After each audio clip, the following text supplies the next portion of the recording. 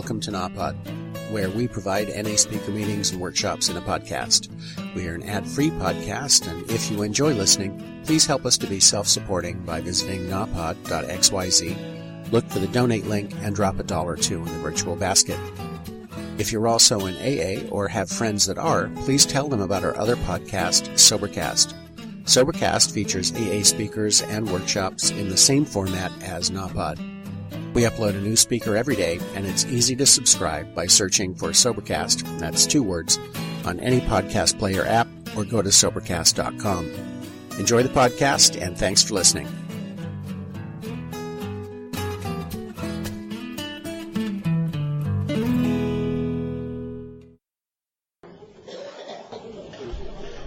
Hi, family. I'm a grateful addict named Lori. And this is a great honor because this is my area. I'm from the capital area. And when they asked me to speak, I kind of was like, why, y'all hear me all the time. If y'all can't get nobody to come, you ask me.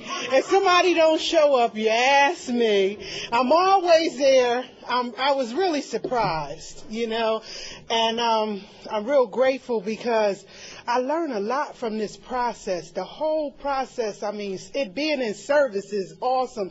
I want to first say, y'all, be kind to the people who do all this work around here, because it may seem like a little thing, because the capital area is not that big, but these people did a lot of work. They have jobs and families, and they put in the time, and they made each meeting, and they showed up, and they really put together, and I enjoyed myself every year.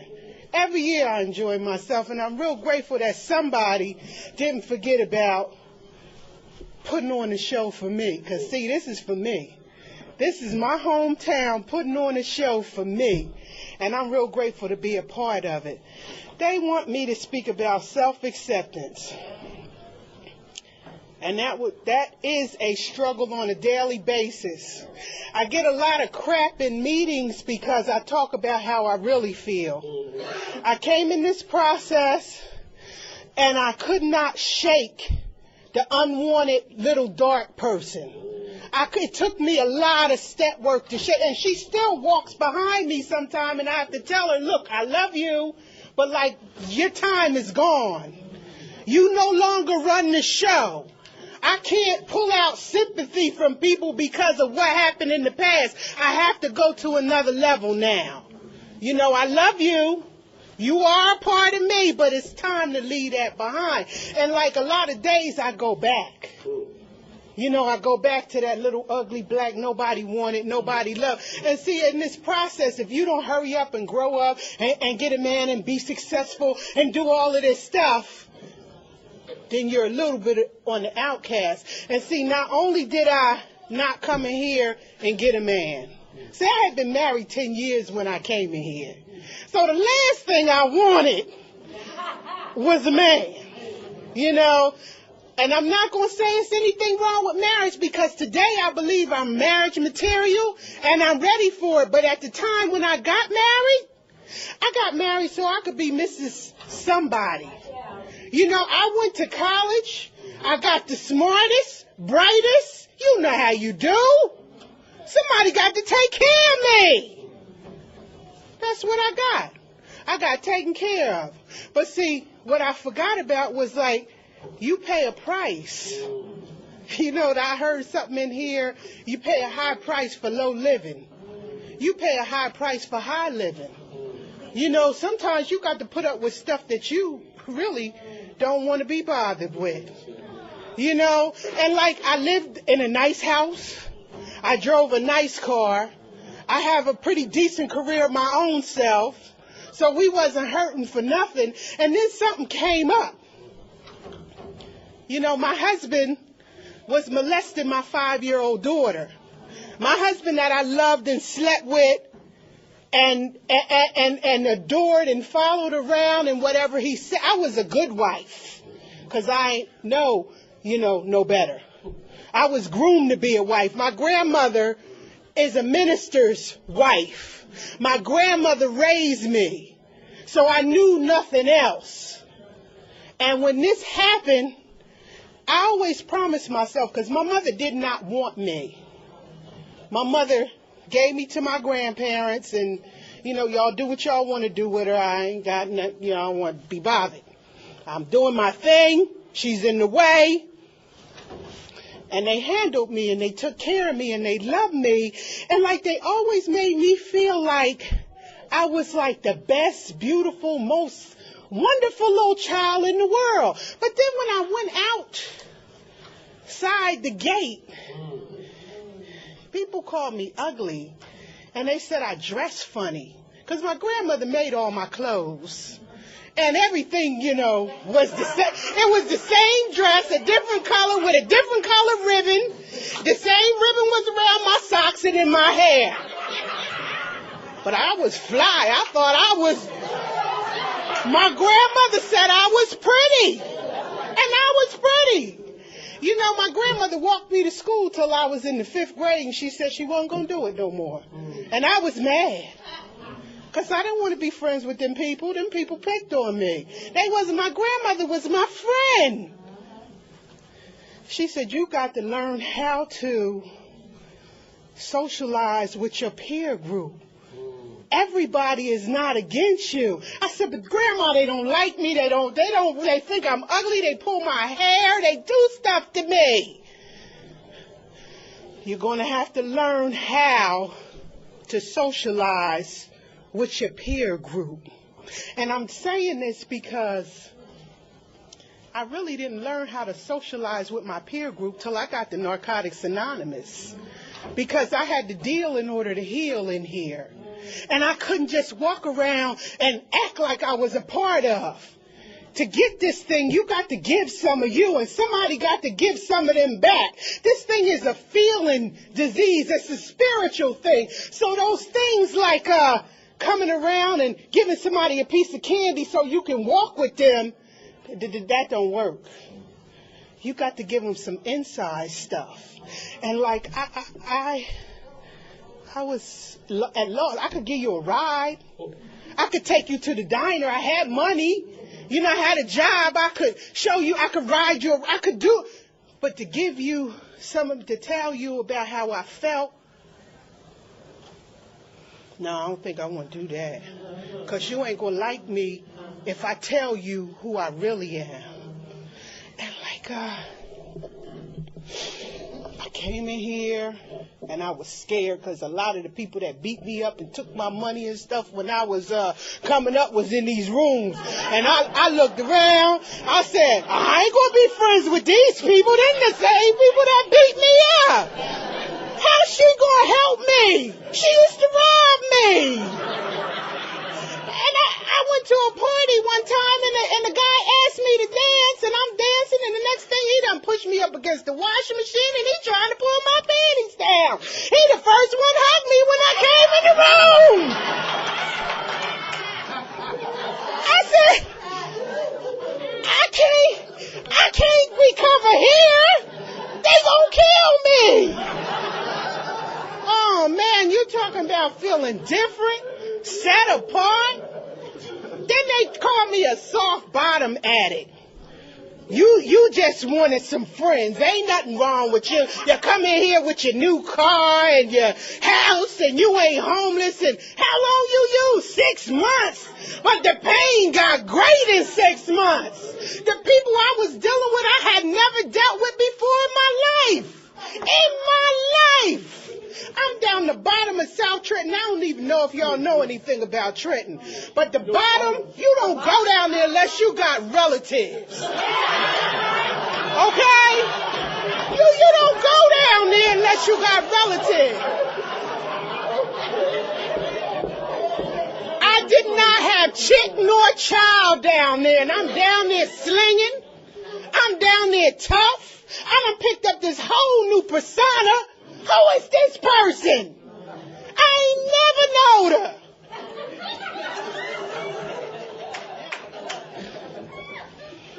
All right. Then I'm realizing this is not for me. These people, all they want to do is like get high and they don't want to feed the kids and something wrong with these people? But it never dawned on me that I'm sitting there as soon as I get off work, I'm down there with these people. As soon as I can get a break from my job, I'm down there with these people. You know? But I was different.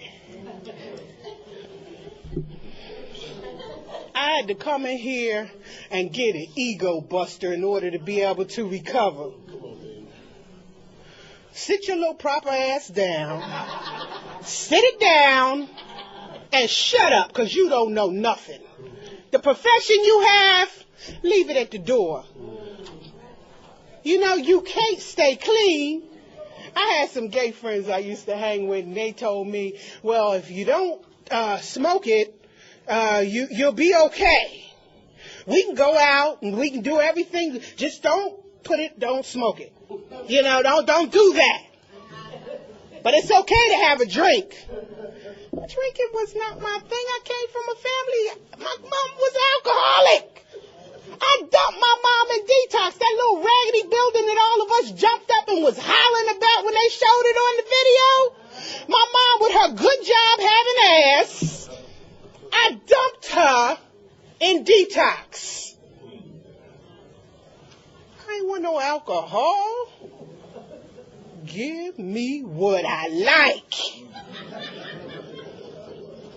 It hid the pain. It masked everything. I didn't feel like the ugly person no more. I felt powerful. God forbid if I had ever ran out. Because I always felt so ugly I would have had to pay somebody to trick with me. You know, I wouldn't have had the skills that it took to be out there. My self-esteem was that low. I had to hide behind being Mrs. So-and-so, and I had to hide behind having the title of. I had to hide behind being on my job for X amount of years. I had to hide behind the new car, the latest of this. You know, I don't even spend $300 on a pocketbook no more. But that was a necessity, just so I could fit in, be a part of something. How about today? It don't matter. It doesn't matter because somebody told me that I'm accepted for who I am, not what I have. That today it's about the inside, not the outside.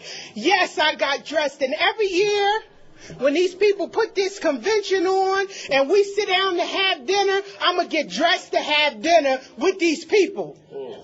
Because this might be the last year I get to sit down with my peer group and have dinner and look nice and talk nice. You know, because sometimes during service work, we don't always talk nice to each other. Sometimes things get a little rough. You know, but you never seen a baby being born without blood. So you got to have some pains in this thing to get things going right. Don't think it's going to be easy. You know, don't think it's like, I was working the steps, right? And that daggone, I hated step 4. I hated step 4. I didn't have a problem with the surrender because I didn't know what I was doing anyway. I didn't know why I was there. I didn't have a problem with making a decision. I didn't have a problem with turning my will and my life over to God. I didn't have a problem with none of that. What I had a problem with was telling you about me. And letting you see who I really was, the scared little no self-esteem that had to have this to cover that. Not knowing what assets. The man talked about gifts. I can do a lot of stuff, man.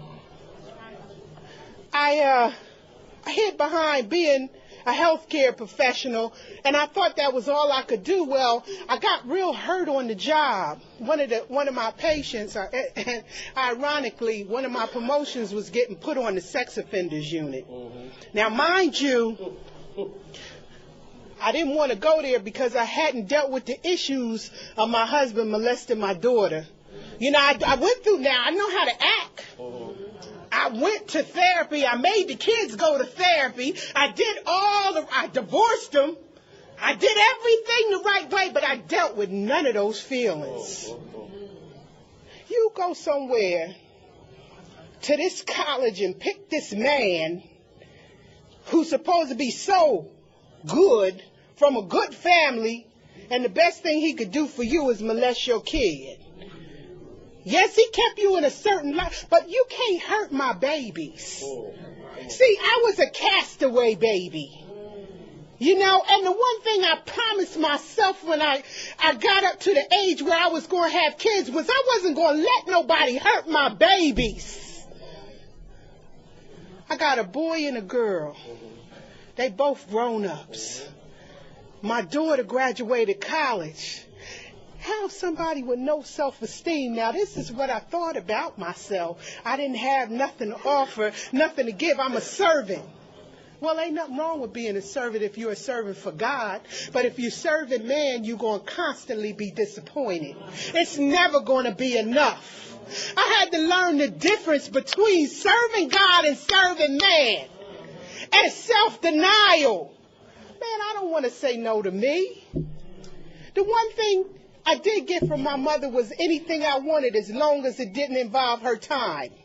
As long as it didn't involve her having to do something with me. She'd write me a check.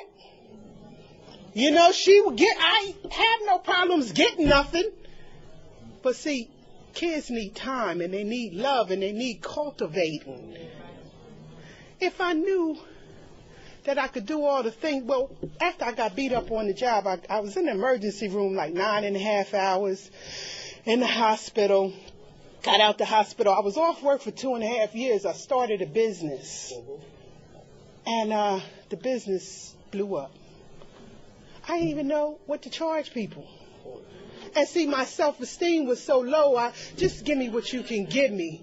You know, all right, buy stuff, I'll just do. You know, and here I am trying to live off a disability, and I always work like 2 jobs because I like stuff. You know, and I didn't know how to live without stuff. Well, I learned how to live on one income, that disability check, and I even was able to buy a home, a better home. I had a home, little raggedy home, with no driveway. I had to walk all the way from down the street to bring my groceries. See, this is a big thing to me. It is a big thing. A lot of people say, what that got to do with recovery? Well, see, if I hadn't come here, and I hadn't surrendered, and I hadn't allowed y'all to teach me how to be with my peer group, and I hadn't allowed y'all to know how I really feel, I would have never been accessible to my gifts. It takes self-esteem to start a business where you use your handcrafts. Like artists and stuff, those kind of jobs take self-esteem. You can't, because people going to say, oh, that's ugly. You know, they'll shut you down. But can I have it for $5? You know, they'll try to shut you down.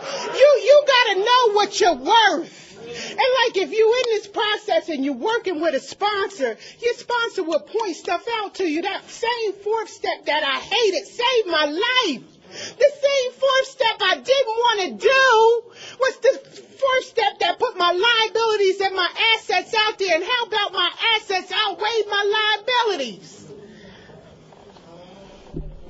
How about somebody had to tell me that? I couldn't hear it. Like people would say, oh, you look so nice. I couldn't hear it. I couldn't feel it. I couldn't, what, do I really? Hell yeah, I look nice. You know, that takes a lot for me to say.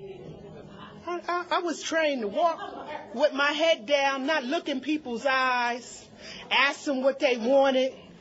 You know, when back in the day, when ministers came to the house, they got the best of everything. They got treated royally.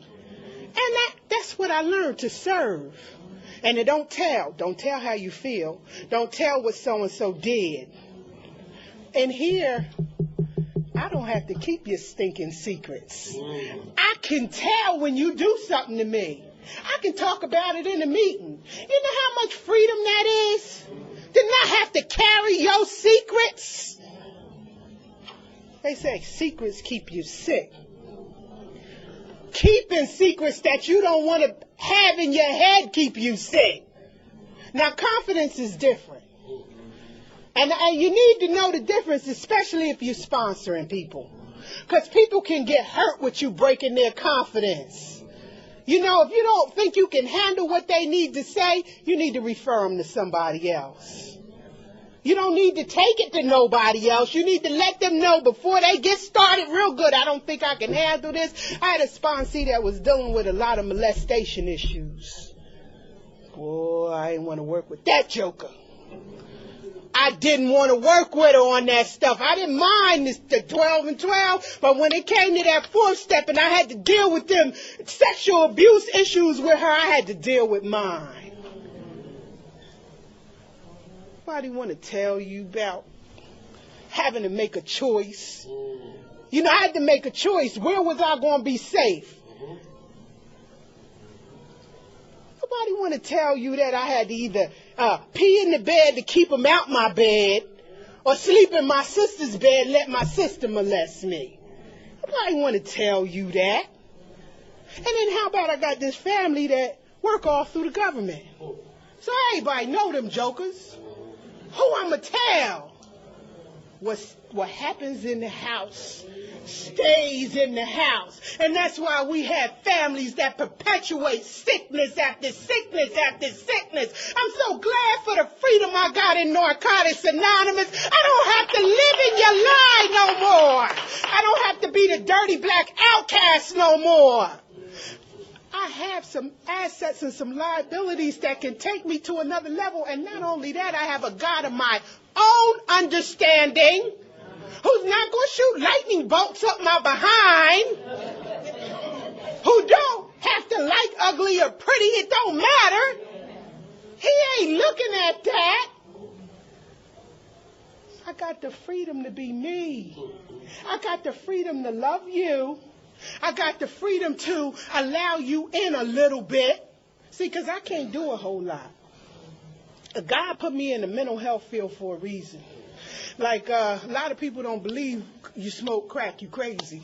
A lot of people don't think you mentally ill when you use drugs. They think, I got a drug problem. Well, honey, I need to tell you, half my patients are drug abusers. Half of my patients are mentally ill. You can take what half you want to be. But see, all of it end up in Crazyville. So don't be ashamed to talk about getting some therapy because you need it. You know, your sponsor cannot be responsible for all your ills because they're not equipped for that. They can take you through the 12 and 12, and I'm going to tell you something about the 12 and 12. If you are thorough, you will relieve yourself of a whole lot of stuff. You know, because I've had some crazy therapists in my journey, and they wanted to tell me I had some other problems that I know that I didn't have. I had one therapist want to tell me I need to leave them rooms alone. Oh, I knew better than that. You know, 6 months using don't sound like a lot of time for a lot of people. But I'm going to tell you what it does to your self-esteem when you live one way and pretend to be something else. You already ain't got none. Then what you working with? I'm working on nothing. Dr. Jekyll and Mr. Hyde is the perfect analogy for that type of lifestyle. I can't live like that and be a productive member of society. Productive member of society. Is that all I want? No. No. I want to be a loving human being. I want people to embrace me when they see. See, I got something here. I had to learn how to hug people. I had to learn how to let people touch me and it not feel funny. I had to learn, like, people will love you for no other reason than just being you. I got a friend who she get real grumpy sometimes, and I love her to death. And she'll tell me I got the skunk on me today. I say, yeah, well, me and your stinky skunk gonna hang out all day long. And she'll be just as nasty, and I'll just be right there with her. Because, see, I can understand that today. I don't have to put on a front to be your friend. And you don't have to put on a front to be mine. If you feel bad, you feel bad. If you don't want to deal with the issue and you want to be a bitch today, be a bitch today. I love you regardless. You got to go through your process. People think you wake up here and you get some time, and this really sucks. I'm coming up on 17 years, so you know I'm supposed to have had another man already. I'm supposed to be married. I'm supposed to be this person that done got this degree. You know, another degree, because I got one. I came in with one, but I ain't did nothing else since I've been here but recover and work, you know, travel, have a little fun, that kind of stuff. I had a lot of fun since I've been here, a lot of fun. But what I'm saying to you is, like, your progress is your progress. Don't get in a group of people and let them push you past where you need to be. Like, I needed to work on my self-esteem for a long time. I needed to know that the lies that were told to me were exactly that, lies. I needed to be able to change the tapes in my head, because when something go wrong, guess what? That same tape. You ugly, stupid monkey. You can't do this. You can't do that. Why do you try? Go somewhere and hide. Sit your ass down. I'm sick of looking at you. If this sounds familiar to any of y'all, or if you hear yourself saying it to your kids, I'm the product of your kid. Look at what you're going to have to deal with if you keep doing that. You know, people can't thrive when you abuse them. Even if you love them, people can't thrive if you abuse them.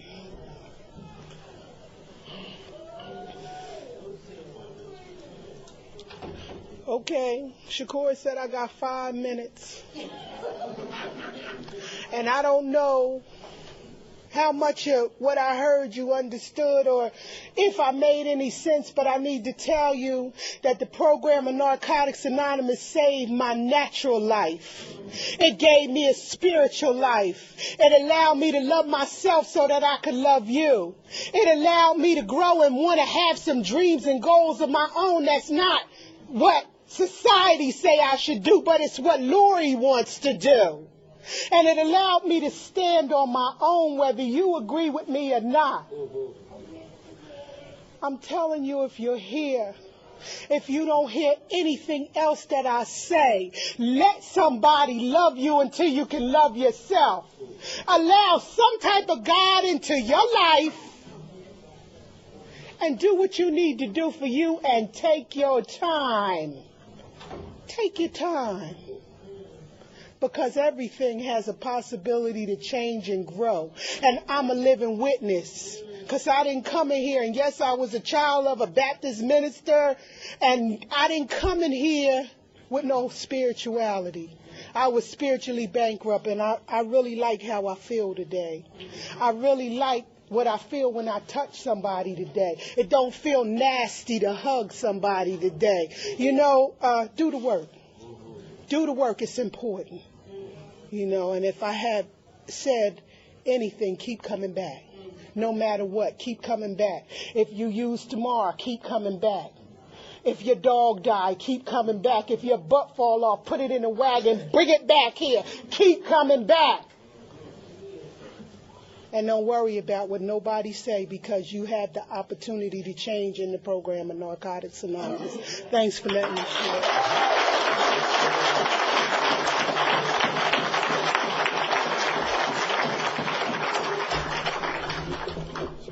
I'm an addict. My name is Shakur.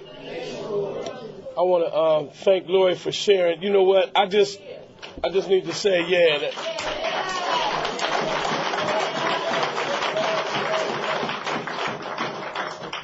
at one of the lowest points in my recovery, when I had lost my house and my family and my children were homeless, it was this sister right here, man, that put us in the home that we had.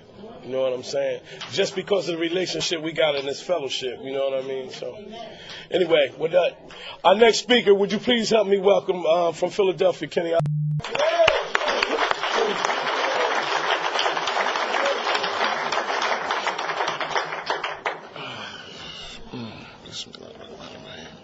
I'm an addict named Kenny. And before I start, first I want to take this time to thank God, as I understand, and for getting us here safely. I want to thank God for blessing me with His grace, with His love, and with His mercy. Because today I know that without God's grace, without His love, and without His mercy, we would all be in trouble. I want to also take this time to thank the capital area for asking me back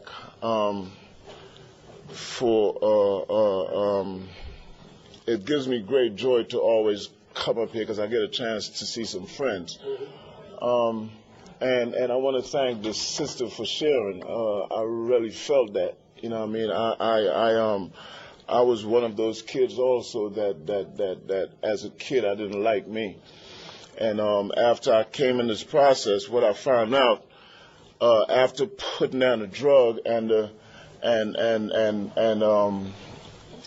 the bubble busted, you know, because after I put down the drug, it was like good times, you know, because I always wanted to not use. And once I came in here and I didn't use and all that stuff, right, I mean, it was like joy. You know, my first girlfriend is sitting over there. My first girlfriend I had in NA is sitting right over there. She don't want everybody to know that I was new. I had like about 4.5 months and she had like 5 years and stuff.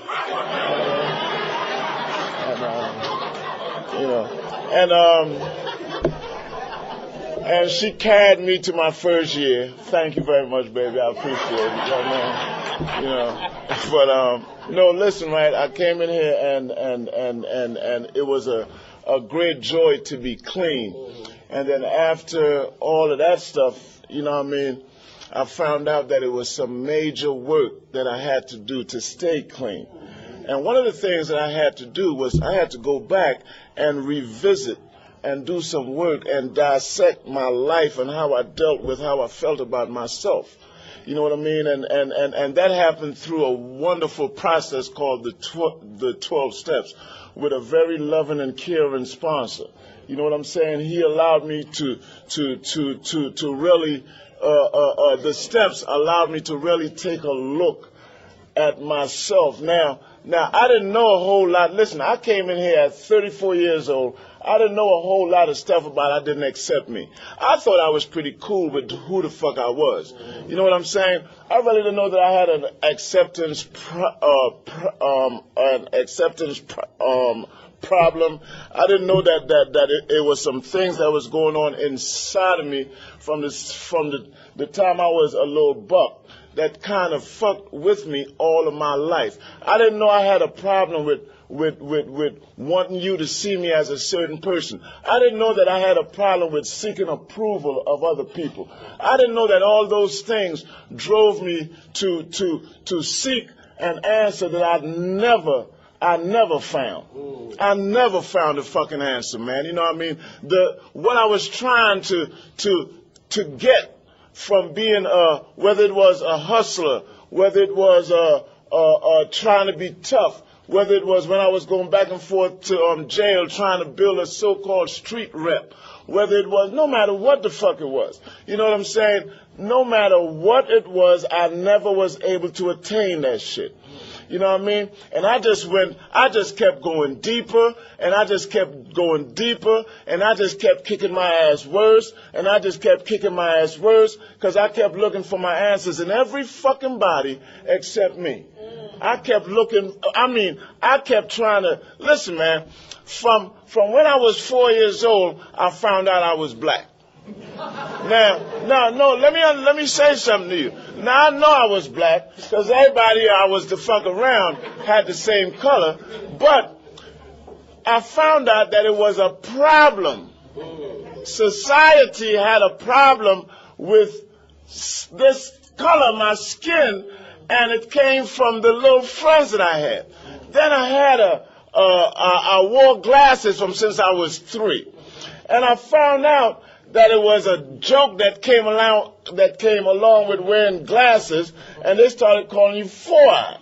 And I didn't like that shit. And then on top of that, I stuttered from the time I was 2. And my friends used to have this running joke. And then behind all of that shit, then as a little buck, I had a shape of a head that looked like a question mark, right? So, and then I was a little kid. I'm talking about, listen, I got a little daughter right now, right? And as a little kid, you're supposed to be enjoying life. From the time I was about 6, 7 years old, I started developing the ugly duckling type of thing. You know what I mean? Because I started not liking. Now look, I was a little kid that used to combust on anybody. You know what I mean? But when you turned it back on me, it used to do something to me. It did so much damage that no matter how much my mother told me that I was a good little boy and I was a handsome little boy, it didn't work. What my friends used to sing this little fucking song. Oh man, see, what are you laughing at? My friends used to sing this little song. It used to go something like Black Sambo, Stuttering Sam, question mark head. They used to like link this shit together, and then they used to give it to me. Now listen, Hadith, look, check this out, right? I ain't smoked a joint yet. No, listen to what I'm saying, right? Some damage started happening to me. Basic text says most of us get in touch with that we suffer from the disease of addiction way before we picked up our first drug. I didn't even touch a joint yet. Don't know what a motherfucking joint is. But some shit started happening to me for when I was a little kid. I'm starting to feel less than. The behavior that I started picking up from that point was stealing. I used to go into my mom's pocketbook and take her money because I used to have to go to school and be the kid with just a little bit more change. Why? Because I found out one day that when I had more change than you didn't crack jokes on me. And I started learning how to buy friendship. What was happening was, at 7 years old, I started to depend on an inappropriate system to feed some shit that was going on inside of me. Now that's a 7. And that shit just matured all the way until at 34 years old when I walked in the motherfucking rooms. It just kept going. I went to shooting dope, I went to smoking crack, I went to selling dope, I went to playing with guns, I went to going back and forth to jail, whatever the fuck it was, because it was important for me that you didn't see what I felt about me. Now how the fuck can I hide from being black? How the fuck can I hide from wearing glasses? How the fuck can I hide from stuttering? Let me tell you what stuttering did to me. Everybody I knew talked fluently, except me. Now, every time I stutter, motherfucker would say some shit like, sing it, motherfucker. My daddy used to say that. My daddy used to say, boy, why don't you just sing it? Now, here's my dad making jokes to me. Right, on another this is the other piece that get me. When I'm stuck on something, a motherfucker finish the sentence for me. Hate that shit. You understand what I'm saying? But look, the shit used to be doing something to me. Because all I ever wanted to do was get a whole sentence out. It wasn't until I came here that in the Northern New Jersey Convention, a sister one day told me, when I was sharing that, I had about 5 years clean, and she walked up to me after the meeting and she said, brother, I have not seen this sister ever since. She said to me, she said, brother, stuttering is such a small part of who you are. Was I able to take that and look at it in an appropriate way? It's what I do. It's who the fuck I am.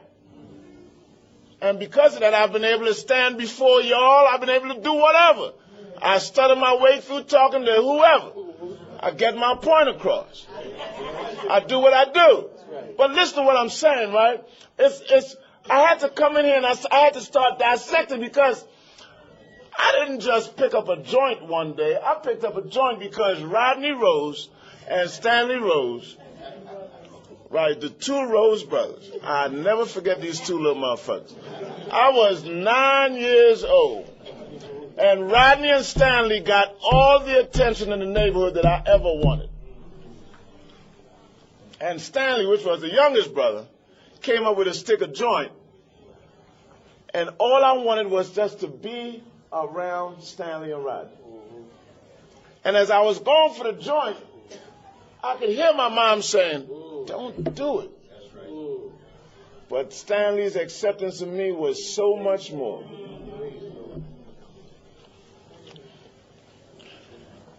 Listen, right? The step process allowed me to start seeing that it was so much more to the disease of addiction than just using drugs.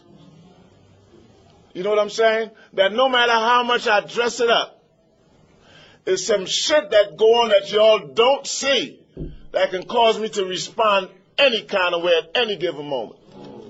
Even now, 2 months away from 14 years, I'm trying to tell you something. I have not arrived. I've left, but I ain't arrived. Oh no, I've left now. Fuck what you heard. I've left. You understand what I'm saying?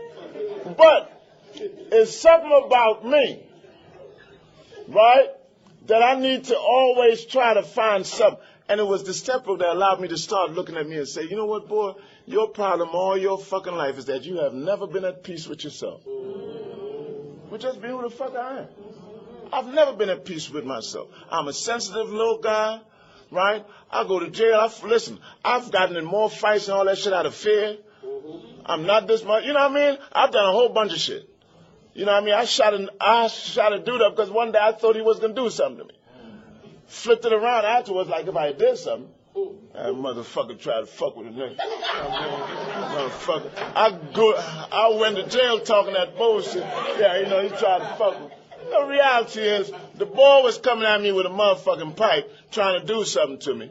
And the boy had just pawned a pistol to me. And I fucked around and just started shooting. Because I didn't want him to hit me with the motherfucking pipe. You understand what I'm saying? And the motherfucker came to jail. I mean, he came to court. Every motherfucking court appearance. I was trying to figure out, what the fuck is you coming to court for? You're supposed to be all that. You know what I'm saying? But the reality of what I did was, I did all that shit because I was scared. And built my so-called street pedigree. That's the word. Pedigree. Off of that bullshit. You know what I mean? But look, I'm a sensitive guy and I hurt real easy. My friends tell you. I hurt real easy. I'm not down with, you know what I mean? So I had to start looking and my mission today, because we ain't got too much time, and I ain't hit you over the head with a whole bunch of what it was. My mission today is just that. Can I feel confident in my skin and look you in the fucking eye, man to man, human being to human being, and take all that other shit away? My acceptance thing today, I want to talk about more. I want to go outside of myself. My acceptance struggle today, right, after being here, because what I found out is as years go on, my acceptance level changes. The struggle I'm having today is being who I am in this fellowship and being attacked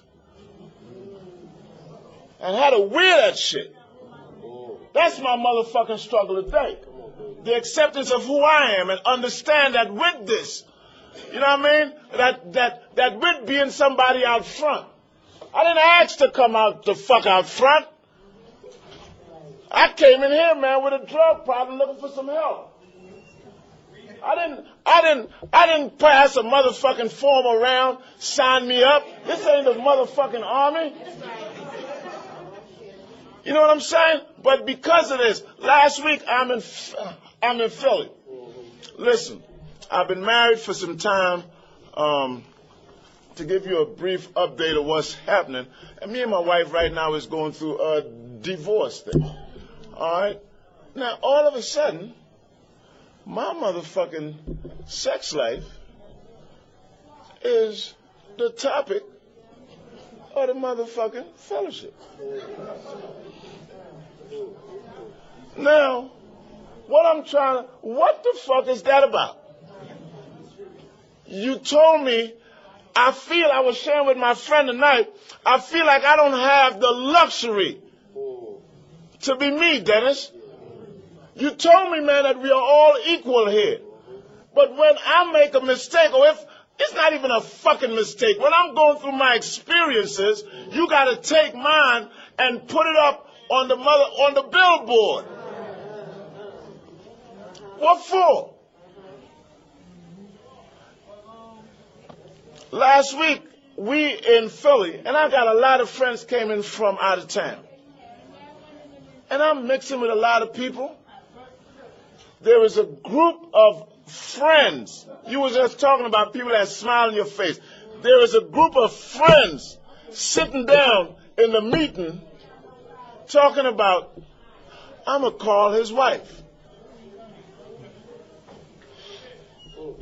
5 years ago, they knew that my wife had an incident while I was sharing. 5 years later, they want a repeat of that.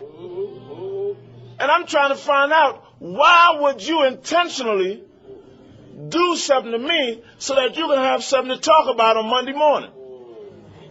I ain't did nothing to no motherfucking body, Shakur. So I'm going through this thing right now. I ain't feeling Philadelphia. I ain't feeling the fellowship. But yes, still, you all I got. I'm tired of bending. I'm tired of adjusting. I'm tired of making a fucking excuse for your fuck-ups. I'm tired of it. We all just like that. We all people. I haven't arrived no fucking where. I'm quite sure everybody has enough in their backyard to take care of their own business. So I'm dealing with some hip shit going on next door. Some fly shit. Yeah. No, listen, man. I'm dealing with a hell of an acceptance thing right now, and the whole piece about it is this, right? Is that look, all I'm trying to do, hear what I'm saying,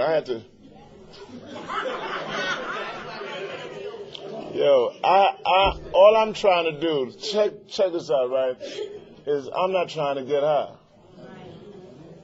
I'm not trying to leave here. I've never felt like I've felt since I've been here. I'm not trying to leave here. And what I understand, what everybody been saying that I've heard so far tonight, is that at some point, man, we need to learn how to be a little bit more compassionate. They say if you focus on your personal recovery, I'm just like you, man. I'm no different. I talk a lot. That's about all I do. I talk a lot. They call me on my phone. I don't be fucking around talking about, hey, Shakur, y'all getting ready to have something up in Trenton. Could I come up there and share? I was working, minding my fucking business. And he called me. I'm not, so I'm no different than nobody else. We are all one and the same.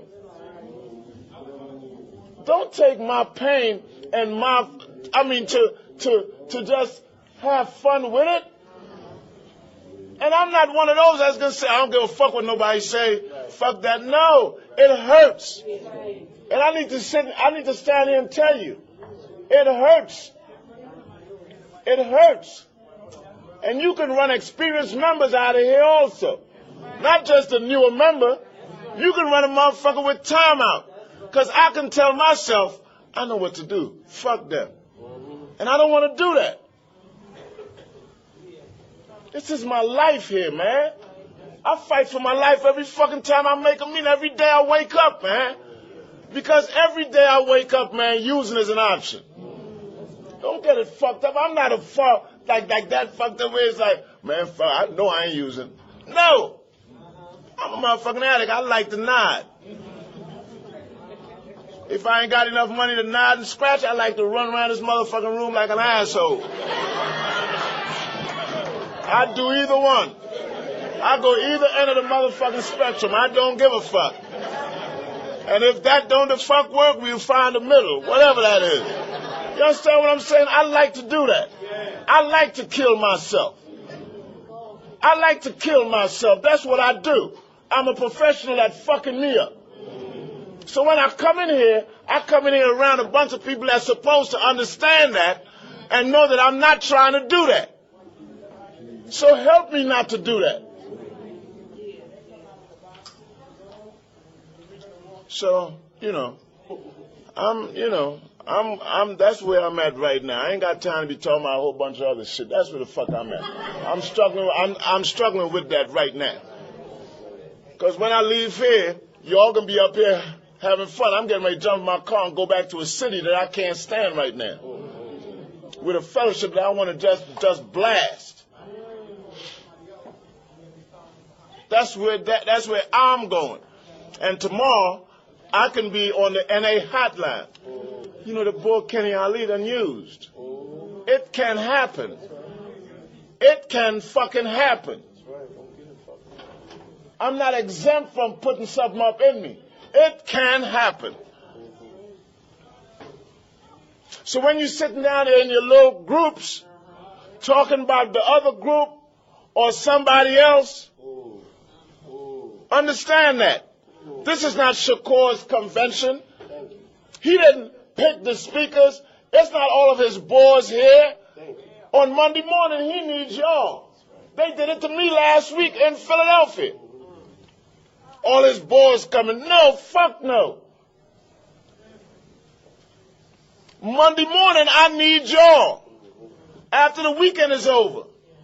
We need each other again. Stop that fucking bullshit, man. Who the fuck do y'all think y'all is? That y'all just have that Narcotics Anonymous does not give you a license to fuck me over. It don't, man. And y'all gotta stop that shit. Cause you know my motherfucking home number. Yeah, I paid the bill for the last 12 years. I don't give you the fucking right to just call my motherfucking people.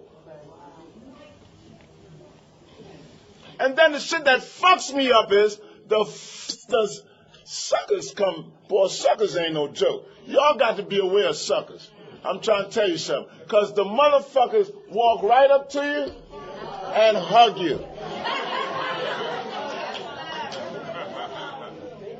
Listen, man, these rooms do not give us the license, man, to fuck over each other. Here, we all that we got, man. So my acceptance level right now with the fellowship is kind of tipsy-turvy. I want to thank my friend Brad coming on down. He's my friend. He said, man, I'm coming to support you. He said, whatever fucking noise that you make is all right with me. You understand what I'm saying? You know what I mean? Ain't a whole lot of rap. I don't call him all the motherfucking time. He said, look, I knew you was going to... Whatever noise that you make, man, I'm cool with it, man. Mm-hmm. I want you to know that I love you. Everybody else, hey, Glendora, is ugly. And then I'm in my little office working, trying to do my thing. That shit is just eating at me and eating at me. Because now I don't know who to trust. I don't know who to trust. You know. And once that you take trust away from my life, what happens is I can become isolated. And isolation is a necessary ingredient for the disease to put an ass whooping on me that I have not even had yet. And with that comes the condition that I came from, feeling like a pile of shit with a face on it. I'm not trying to get back there. And I need your help to help me not get back there. So that's what I got. Thanks a lot.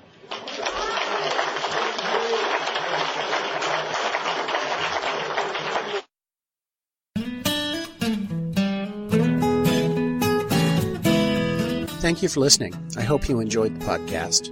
Please help us improve our ranking so others can find us by putting a review on Stitcher, iTunes, or your favorite podcast index. Nawpod is ad-free thanks to the folks supporting the show with $1 or more per month. If you enjoy listening, you can join them by going to nawpod.xyz and looking for the donate link. Thank you for listening. Have a great day.